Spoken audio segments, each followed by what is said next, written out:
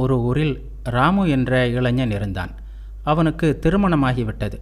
மனைவி, குழந்தைகள், வியாபாரம் என இல்லறத்தில் முழுமையாக மூழ்கியிருந்தான். பணம் சம்பாதிக்க, குடும்பத்தை காப்பாற்ற நாள் முழுவதும் ஓடினான். ஒரு நாள் வியாபாரத்தில் பெரும் நஷ்டம், கடன் தொல்லை, வீட்டில் சண்டை, குழந்தைக்கு நோய், எல்லாம் ஒன்றன்பின் ஒன்றாக வந்து மோதின. ராமு மன உறுதியை இழந்தான். அப்போது அவன் ஊருக்கு ஒரு சாது வந்தார். அவனை பார்த்தார். ஸ்ரீராமகிருஷ்ணரின் உபதேசம் ஒன்றை கூறினார். ராமு, பலாப்பழத்தை வெட்டும்போது கையில் எண்ணெய் தடவாமல் வெட்டினால் பிசின் ஒட்டிக்கொள்ளும், கழுவினாலும் போகாது. அதுபோல்தான் இல்லறம். இறைவன் மீது பக்தி என்ற எண்ணெயை மனதில் தடவிக்கொள்.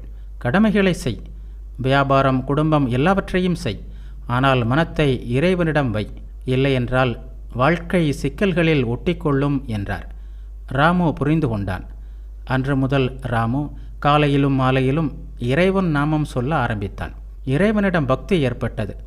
அதனால் மனம் அமைதியானது. சிக்கல்கள் வந்தன. ஆனால் மனம் இறைவனிடம் இருந்ததால் மனம் தளரவில்லை.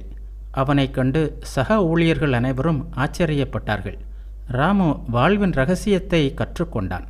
இல்லறத்தில் உனக்குரிய எல்லா கடமைகளையும் செய், ஆனால் மனத்தை இறைவனிடம் வை.